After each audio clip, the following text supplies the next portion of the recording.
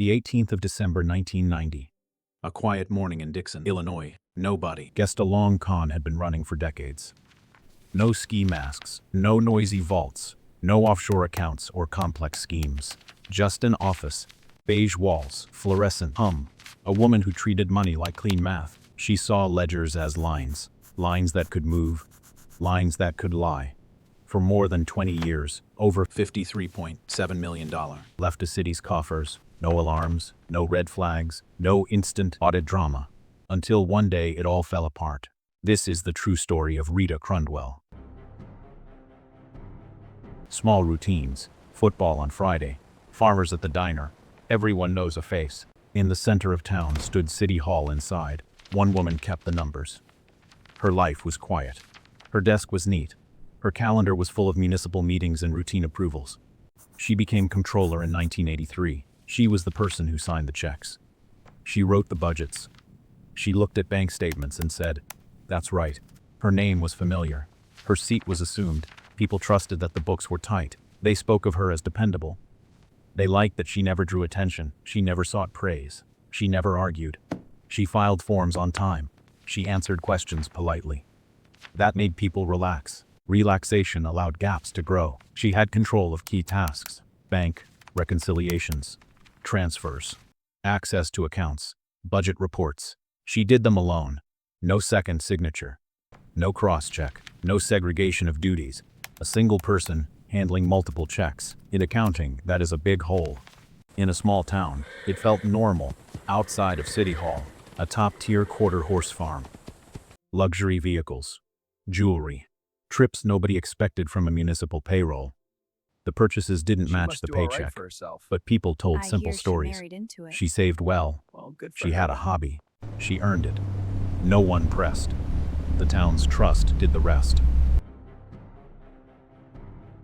The trick was not clever code. It was basic pressure. Make the false look official. Make the fake sound boring. Name it like a normal fund and nobody will blink. She opened a bank account. No under the city's exact name. Instead, she used letters that looked like municipal shorthand, RSCDA. It read like a fund reserve sewer capital development account. Sounded right, looked harmless. On paper, it was hers alone. She listed herself as the single signer. She used a local branch of Fifth Third Bank. That gave her local access. That gave her confidence. She began moving money. Small at first, $181,000 in 1990. Then more. The transfers were labeled as routine. They matched line items she controlled. She intercepted bank statements before anyone else saw them. She reconciled the city accounts with one set of numbers. Then she prepared polished reports for the council. Those reports told a different story than the bank's records. They showed balances that matched what she wanted people to see. Council members approved budgets. Auditors took the documents she provided. The process looked proper. It was not. She hid transactions in plain sight. She moved funds from one column to another. If the only person checking the check was the person who made it, the check looked clean. Patterns become practice. Over time, the amounts stopped being small. They climbed. Hundreds of thousands, then millions. She did not snatch cash from under a vault. She rewired the flow of funds. She reported shortages when she needed cover. She reported surpluses when she wanted to lure trust.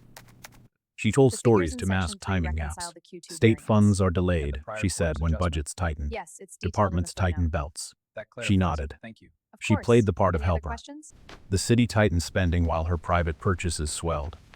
From 1990 to 2012, the total exceeded $53 million. She built one of the nation's largest quarter-horse operations. Stables, falls. The empire looked expensive and legitimate.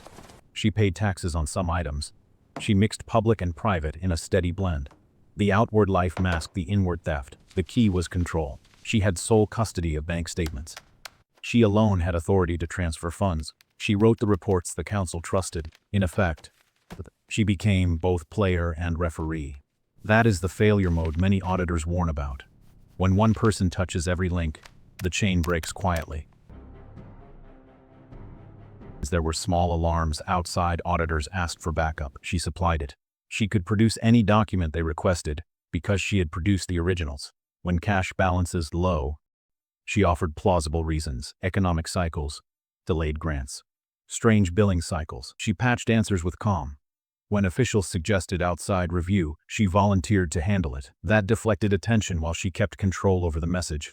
People raised eyebrows here and there. A council member, a clerk, questioned an odd transfer. Each time she smoothed the doubt with paperwork and tone. She created plausible spreadsheets. She shaped the narrative. Over years, small questions dimmed. The town system required trust to move quickly. She used that need. The lack of independent verification allowed the illusion to grow unchecked. February 2012. She left town on vacation. Routine change. No fanfare.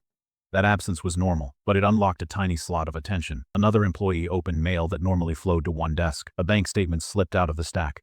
It belonged to RSCDA. The balance was huge. Millions sat there. No, in the city's reported books. No, on the council's spreadsheets. The number didn't match anything the city had approved. Panic spread fast. Calls, meetings, phone lines burned. City officials demanded confirmations from banks. The record trail unraveled quickly. Transfers dated back years. Little wire.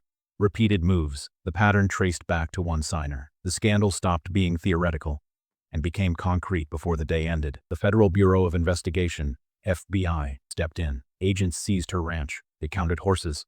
They cataloged trucks and trailers. They looked at invoices and receipts. The scale shocked agents who had seen a lot. This was not a few bad checks. It was a long, deliberate capture of municipal cash. When agents confronted her, she did not collapse. She did not sob. She reportedly pointed at ledgers and numbers. She spoke in figures. Cold, precise. The case moved fast to court. In 2013, she received a federal sentence that totaled nearly 20 years. One of the largest municipal frauds in U.S. history had been exposed.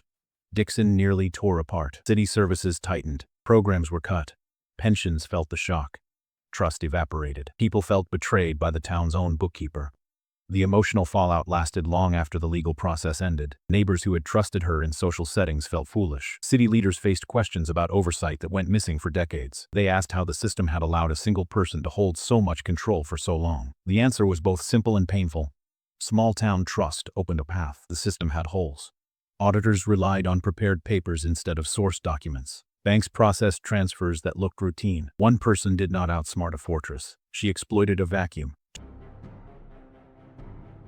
The lesson is plain. Fraud is rarely dramatic in the way films show. It rarely needs a mask or a gang. It needs opportunity.